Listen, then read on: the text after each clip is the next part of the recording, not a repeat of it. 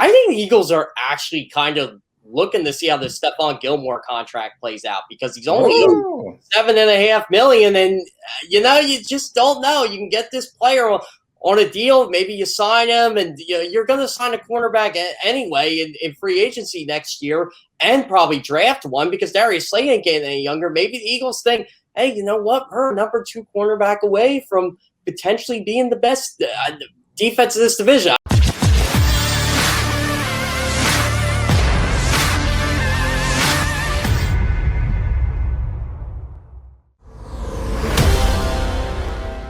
We are your Mac guys here on Birds 365. Thanks for jumping aboard.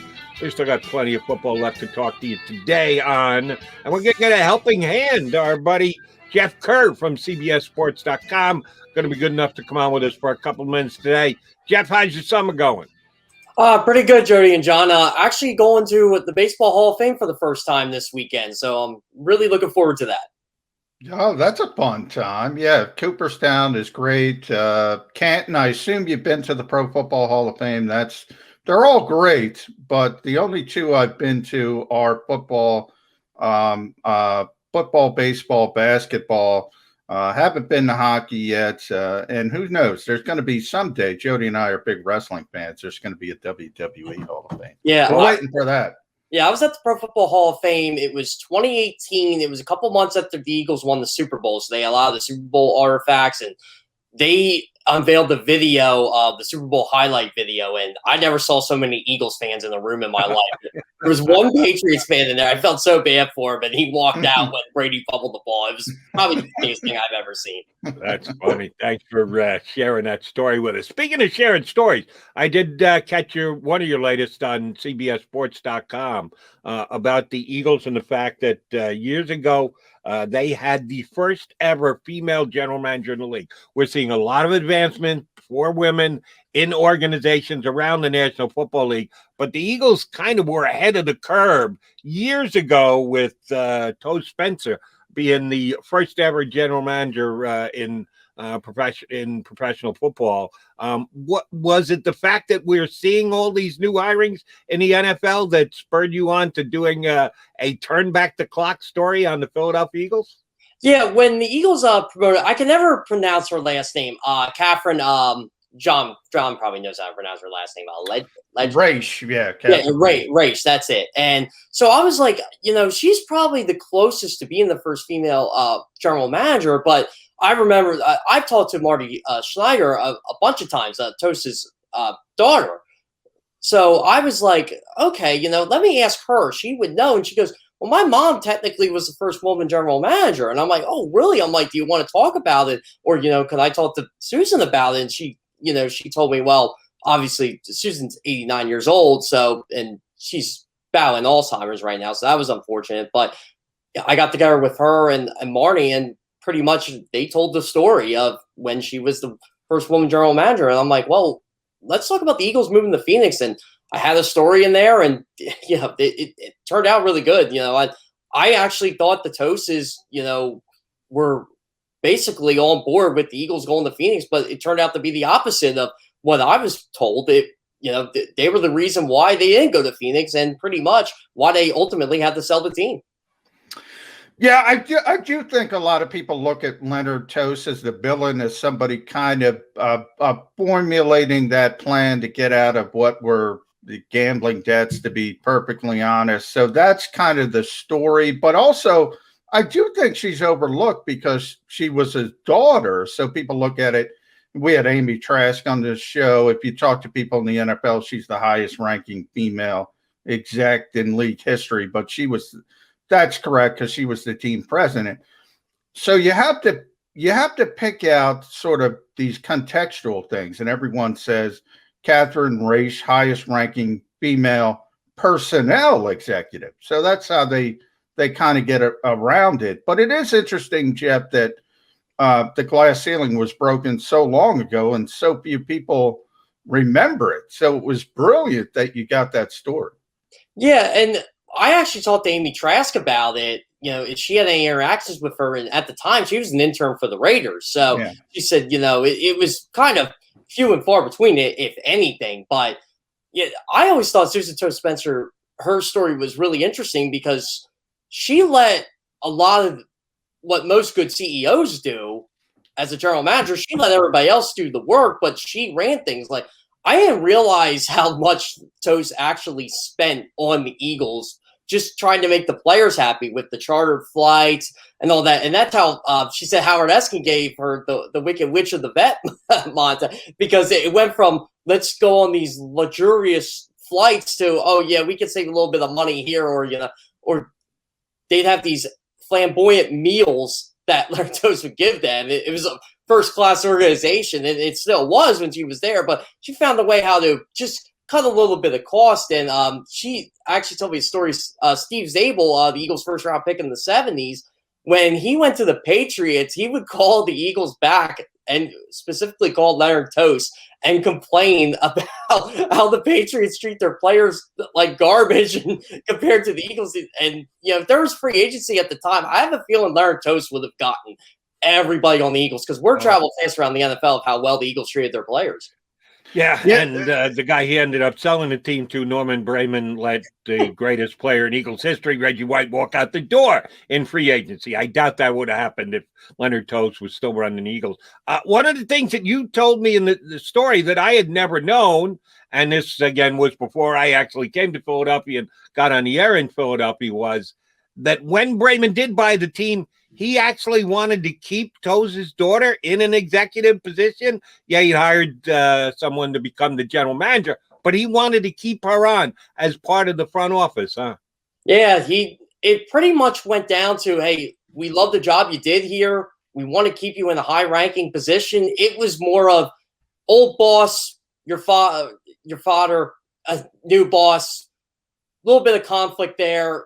It just didn't feel right, and she was ready to move on at that point. And I asked, did she want to get involved in football? Did she want to stay involved in football? And just said, that it was fun the 3 years she did it, but I guess they went through so much between the possible relocation and the Eagles basically just trying to stay afloat. The product on the field wasn't good.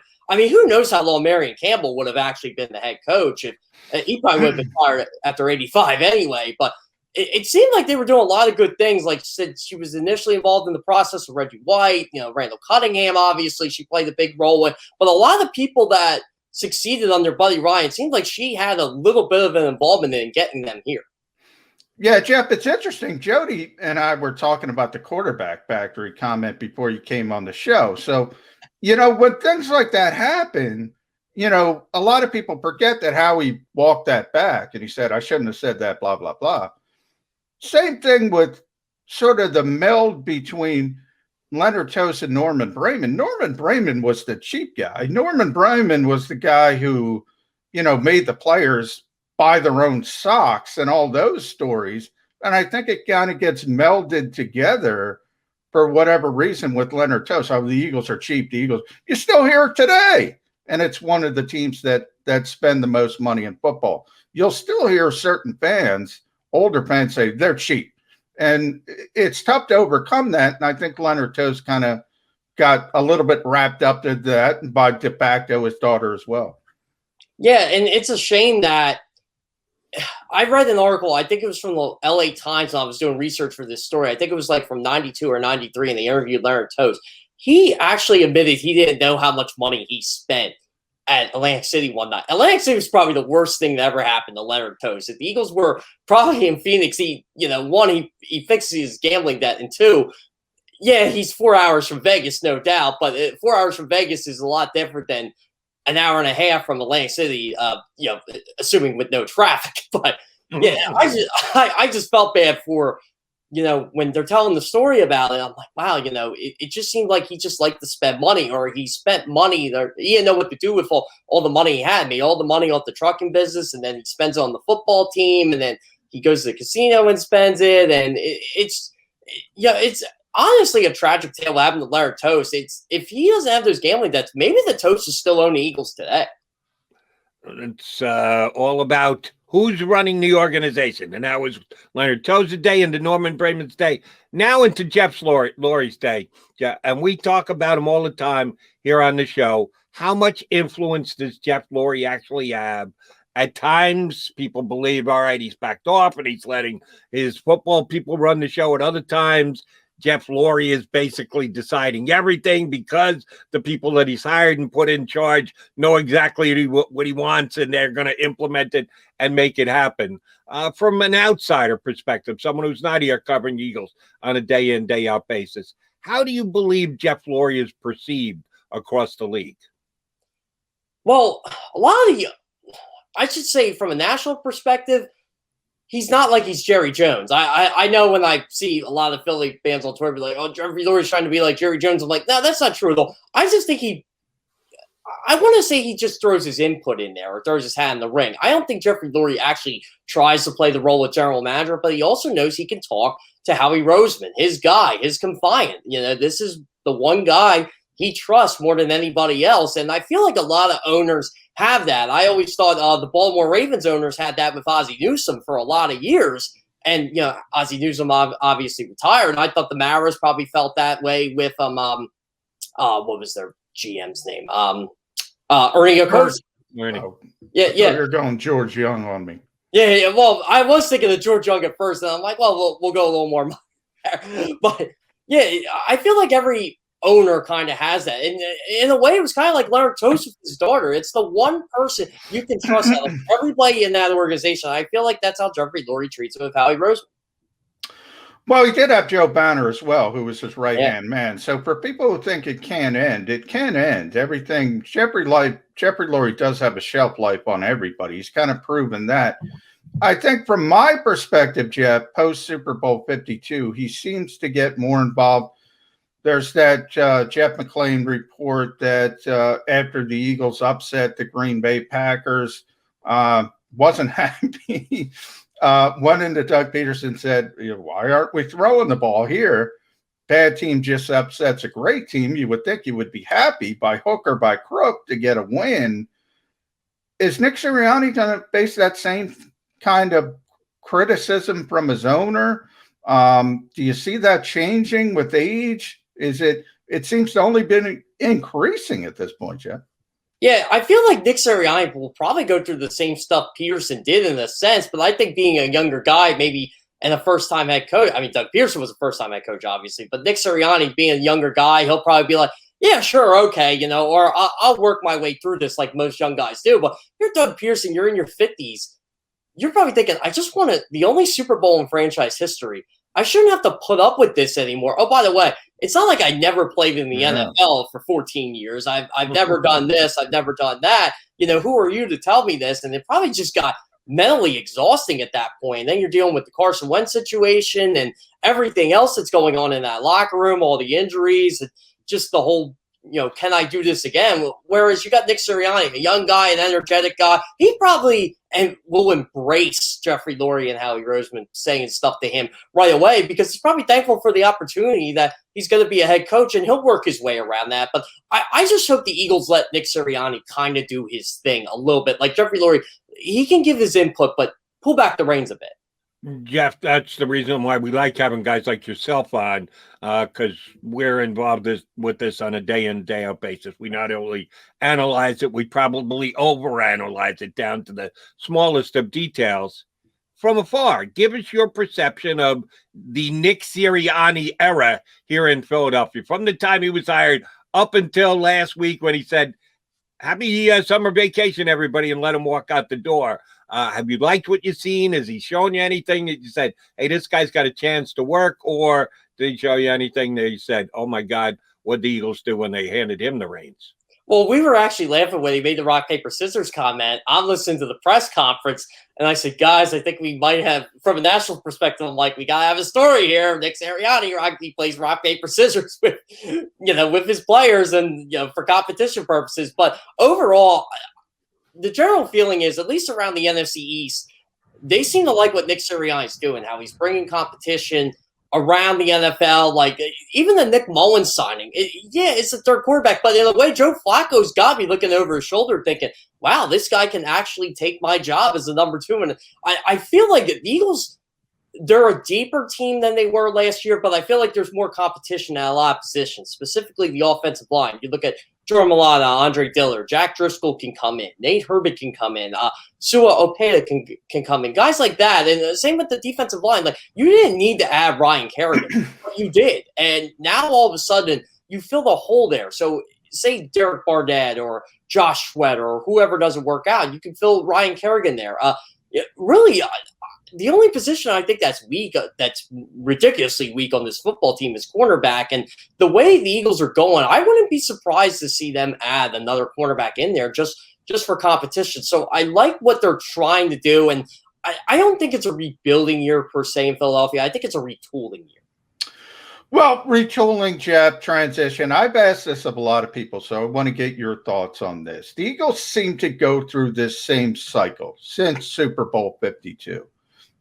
They thought the championship window was open, understandably so. They probably thought it was open a little bit too long. And then Howie Roseman started to come out and say, you know what, we got to get younger after the final loss, whether it's loss in the playoffs to Seattle, terrible season last year. We got to get younger. We got to get more cost effective. We got to turn this thing over. That's what he says after the season. As the offseason moves on, they start to think to themselves, we're a little bit better than other people think we are. And then you see the Ryan Kerrigans come in. You see the Nick Mullins come in. As you mentioned, I think you're going to see a corner come in at some point. Who knows? We're in that phase right now. Should the Eagles be more disciplined? For instance, Jody thinks they need a developmental quarterback, not just at the quarterback position, but that should they be more disciplined with their plan to get younger and more cost-effective moving forward? I think so, but this was a weird year too for quarterbacks. Like, Jamie Newman had to be absolutely terrible to not even make it out of minicamp. But basically, I mean, that's how big he was. And this was a weird draft where I kept basically the general consensus was after the fourth round, these guys are pretty much undrafted free agents. Don't waste your time on a lot of these picks. Try to get rid of them if you can and try to build for 2022. Maybe the Eagles think that too. Hey, we'd rather have a guy who's proven in here like Nick Mullins, and then we can draft that developmental player in 2022, whether that's at cornerback or live position. Like, I was shocked they claimed Kerryon Johnson off waivers because I actually think he's a pretty decent player. And I'm like, okay, I get it because the Colts like to run the ball with Jonathan Taylor, Nyheim Hines, and Marlon Mack when he does come back. And it's going to be the same thing with the Eagles. I think you're going to see Miles Sanders, Kerryon Johnson, Boston Scott, whoever they want to put in there,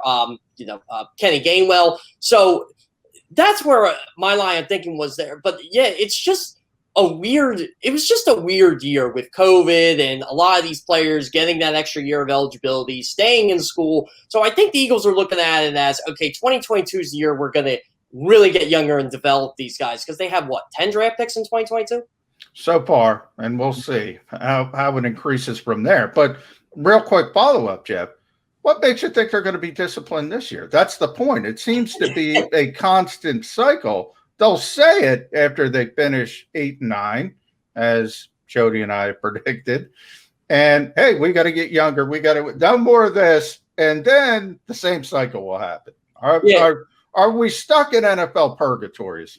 It's looking like the only time I ever thought the Eagles actually committed to a rebuild was Andy Reid's first year when they drafted Donovan McNabb, and they had a lot of those draft picks because they were 3-13. They were terrible in '98. I mean, you guys know that. I knew that. Yeah. And that year it was more about getting better, and they were a terrible football team the first half of that season. I remember they just kept building, and they upset the Patriots and knocked them out of the playoffs, and that Week 17 game against the Rams was essentially meaningless, but they won a big game for them, and they just carried that momentum into 2000. They probably were a year better, when they went 11-5 in 2000, they were probably a lot better than what they actually were. So the rebuild was quicker. But I wish this team kind of would have done that, just given Jalen Hurts the weapons he needed and kind of move forward there. But I think the Eagles are looking at this NFC East is terrible. And the Giants, I think they're fool's gold. I really do. I don't think Daniel Jones is that great. I think their offensive line is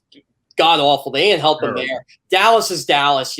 They should win the division, but And Washington, they have a great defense, but can we really count on Ryan Fitzpatrick? Unless they somehow pull off a heist against Aaron Rodgers, I don't know. I think the Eagles feel the same thing, everybody else does. Hey, maybe 9 or 10 wins the division. We can do that. Yeah, we'll find out if they can. John and I actually optimistically have them up near 8.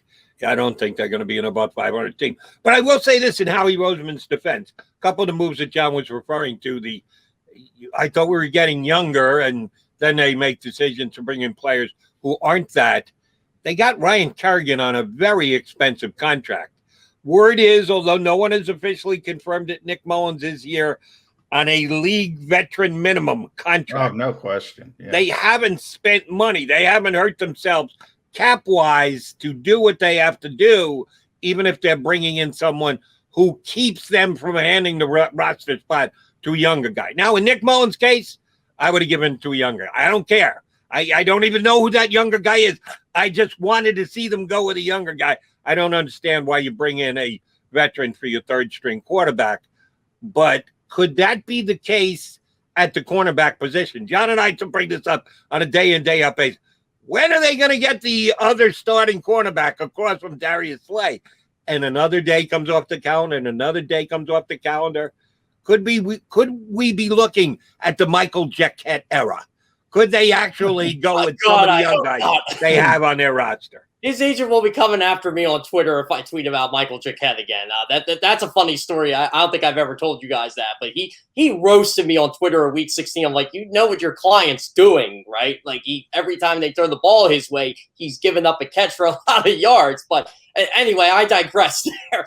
But yeah, I keep thinking, okay, Steven Nelson would be a guy they look at. I thought maybe Rashad Breeland would be their cheap fix. He went to Minnesota, but I think the Eagles are actually kind of looking to see how the Stephon Gilmore contract plays out because he's only $7.5 million, and you just don't know. You can get this player on a deal, maybe you sign him, and you're going to sign a cornerback anyway in free agency next year, and probably draft one because Darius Slay ain't getting any younger. Maybe the Eagles think, hey, you know what? We're a number 2 cornerback away from potentially being the best defense of this division. I know they're not. That's obviously Washington, but you start thinking about that, then, obviously my mind's going now, okay, you got Anthony Harris, you got Rodney McLeod, think of Gilmore, think of Slay.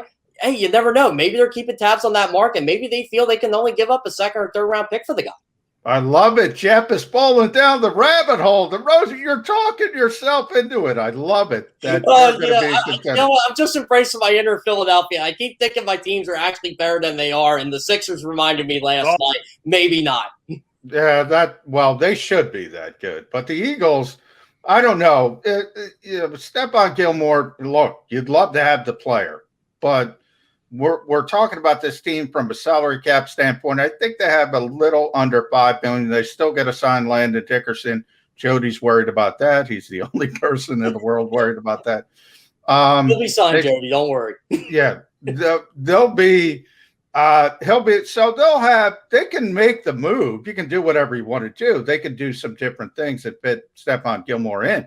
From a player perspective, he would help. I said the same thing about Julio Jones. This is just not the time, though. In my essence, this is the time to get those startup costs out of the way for Zach McPherson's of the world. If you believe in him, look, I don't want him to start either. I think it's going to be really, really bad if he starts. But at some point, let's kickstart this developmental process with some of these younger players. That's where I am. Yeah, I agree. And I'll bring back the 1999 Eagles again. Like Barry Gardner started. He had no business being on a football field. Yeah. His entire time in Philly. But at least the Eagles saw right away what this guy was made of. And they kind of did the same with Jermaine Mayberry when Ray Roach drafted him. Remember, he was benched at one point. He was a tackle. Andy Reid moved him to guard, and the rest is history. I felt like a lot of those teams, they played guys. Maybe they weren't ready, but then you find a diamond in the rough, like a Jeremiah Trotter. That's what I kept thinking, like a Devion Taylor. Maybe the guy is something, but when Eric Wilson and Alex Singleton in there, where's this guy going to see the field? I just don't know. That's what I said, Jeff. Real quick. Sorry, Jody. Devion Taylor, I just throw him in the deep end of the pool and say, you know what? Eric Wilson's okay. Alex Singleton's okay, but they're not good enough. Throw him in the deep end of the pool and see if he can play. If he can't, you know it, and then you plug the hole, you put the Band-Aid with Singleton and Wilson, but he's got talent. Let's see, you drafted him. Let's see if he can play. The only team I swear in the NFL that say they really like a player after the draft, we liked him so much we have to get, and actually plays the guy, are Andy Reid and Bruce Arians. And look what they end up with. They end up in the Super Bowl. Like Howie Roseman said, "Oh, we love Zach McPherson. We would have taken him in the 3rd round." Well, if you like him that much, play him. Like this isn't minor league baseball here. We don't need 5 years to develop these players. Yeah. If you think he's good enough in that position's beat, especially, I think he could be a really good slot corner in this league. Play him. I mean, look what Avonte Maddox did his rookie year. He was one of the best nickel cornerbacks in football when you play him. Things I worry about. Yes, Landon Dickerson not being signed yet. Yes, Zach Ertz still here, even though he's been traded every day for the last, 4, 5, 6 months? Pretty much as he said he wanted out. Yes, the Eagles are going to get a true, proven cornerback 2 somewhere in this league one of these days. Still hasn't happened. I'll give you one thing that I'm not worried about that some people are. And that's a 166-pound wide receiver who is going to be the Eagles' #1 wide receiver this year, and I think an excellent candidate for Rookie of the Year on the offensive side in the National Football League. I'm sure we asked you about it last time, but let me put it to you again, Jeff. Does the undersized element of Devonta Smith's game, a.k.a. 166 pounds, give you any pause for concern that this kid's going to step in day one and be a star player in this league? Oh, I think he's going to be absolutely fine. I mean, he's played against NFL cornerbacks in the SEC. He's played against NFL defenders in the SEC. And the guy just doesn't get hurt. I just feel like this Devonta Smith, he has that frame, but I think he really does take care of his body. When I was talking to him prior to the draft, like stuff he does that most normal people don't do. It's, he was telling me about, I mean, obviously he has a deal with Theragun, but he was telling me how he uses Theragun before and after practice. He said, "You wouldn't believe what it does to my muscle." And, I can truly believe that because I have a Theragun. I know what it does after I have a run. You feel as good as new. And I feel like that's part of the routine he has to take care of his body. Obviously we're going to worry every time he gets hit hard, but I've seen him get hit hard by Patrick Surtain in practice, and he's been able to get right back up. I don't think that's going to be a problem at all. I'm with you, Jody. I honestly feel he's going to be one of those guys. He's just going to make an instant impact no matter what he does. Like, I don't know if he'll have Justin Jefferson-esque numbers because that's asking a lot, but I think the guy is going to be exciting to watch every time the football's thrown at him. Yeah, I mean, Devontae won me over, Jeff. Last one from me, and thank you for joining the program as always. He won me over in OTAs because, they're not doing anything out there, bottom line. And he looks different than everybody else. You can tell, okay, this guy's different than any other receiver on the field. And obviously the Eagles drafted a receiver in the 1st round last year as well in Jalen Reagor. J.J. Arcega-Whiteside, a 2nd-round pick. He looks like a different species than those guys. He's just a better player, and it's not close. Yeah. So honestly, my concern is, sorry, Jeff, my concern is the other 2 receivers. Did the dominoes fall into place because Devonta Smith is so good? I think it will impact Jalen Reagor significantly. Like when the Eagles drafted Jalen Reagor, I like the pick. I like Justin Jefferson too, but I'm like, okay, I see what they're doing here. They want to get a deep ball threat. They want to get a guy that could be a difference maker in an offense where you honestly felt like J.J. Arcega-Whiteside was going to take the next step, and you had other guys. You had Deshaun Jackson. That's what I thought they initially drafted Jalen Reagor for. Now you got Devonta Smith in there to take all the attention off the defense.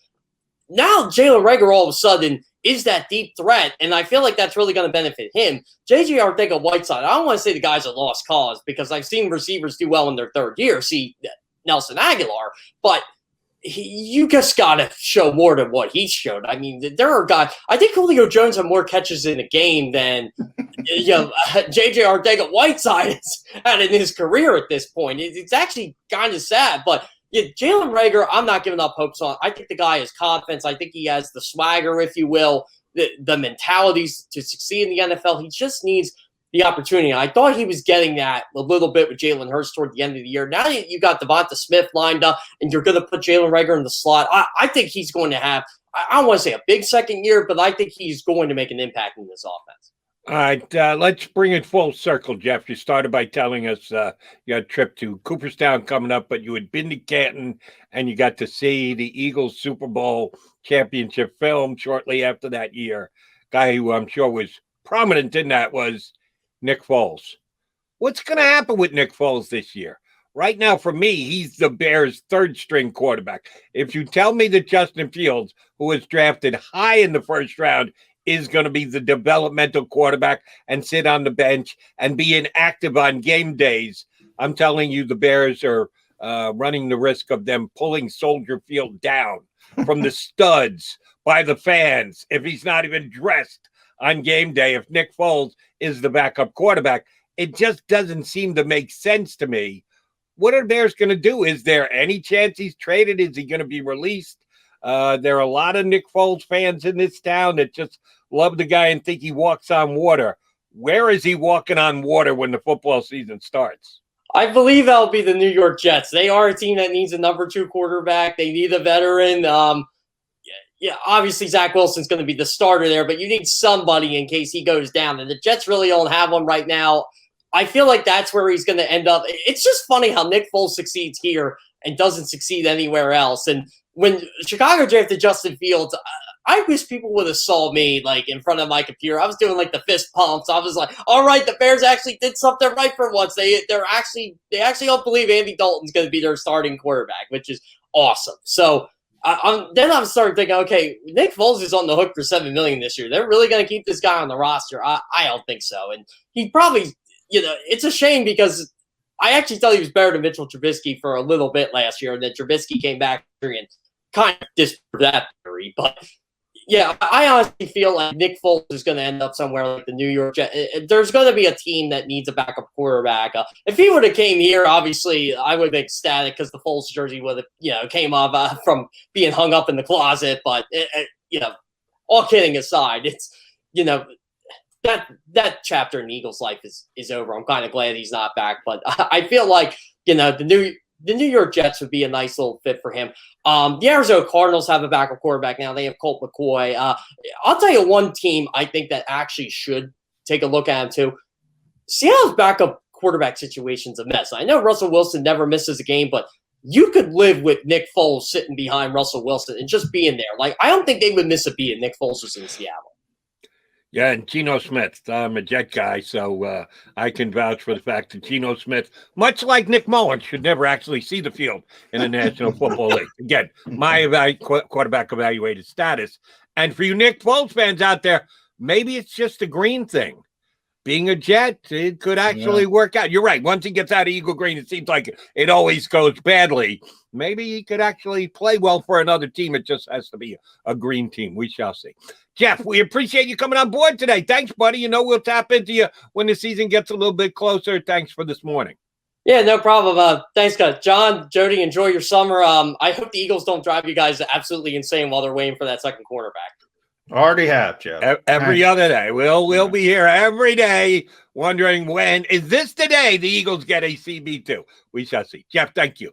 That is our buddy Jeff Kerr from CBSSports.com. Go to CBSSports.com and read the article for you Eagle fans who don't know the history of when the Eagles were the first team in the National Football League to have a woman general manager.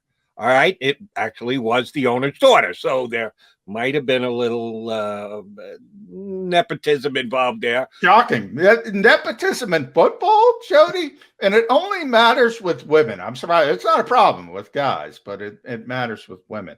They've been doing that for years. It is the first. It should be. Jeff's right. I'm glad Jeff did the story. It really is kind of tells you how long it's been. And you think about that breaking the glass ceiling, so to speak, and yet we still are where we are in 2021. And Catherine Raish, obviously, Jeffrey Lurie and the Eagles probably didn't even realize they had a woman's GM because obviously this regime wasn't involved in it. No, and it was a while ago now, but it is a story worth retelling, and Jeff does a really good job with it. All right, it's the Maga Mag guys. We'll come back. I'm going to give you a name of a guy who I'd like to see the Eagles get as their QB3. Yeah, I know they just got their QB3, but I'm Nick Foles? I'm Nick trying to Foles? run, not Nick Foles. I'm going to pass on both Nicks. Right. Not Foles, not Mullins. But there is a guy who I'm just projecting the possibility he could become available if they try and sneak him onto the practice squad. I would put a claim in for him. We'll talk more quarterback here on Birds 365 in just a sec. If you missed any of today's show on the JAKIB Media channel, listen to the podcast on your way home. Available on YouTube, Apple, and Spotify.